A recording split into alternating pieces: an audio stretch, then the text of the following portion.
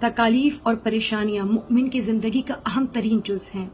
اور کسی بھی مومن کی زندگی تکلیفوں اور پریشانیوں کے بغیر ممکن نہیں ہے۔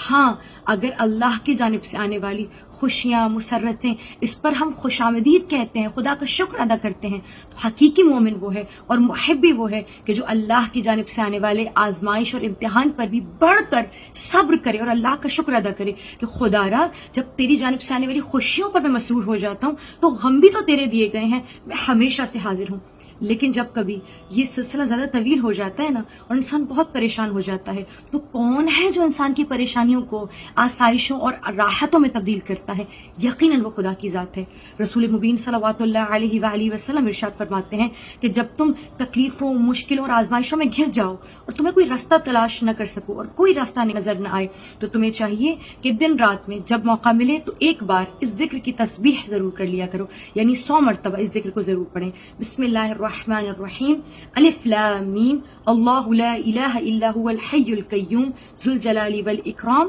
واتوب الیہ۔ ذکر کی 100 مرتبہ تسبیح کسی بھی واجب نماز کے بعد یا گھر کے کام کرتے ہوئے یا جب چاہیں ادا کریں، اور خداوند عالم سے دعا کریں، انشاءاللہ ہر تکلیف و پریشانی دور ہو جائے گی۔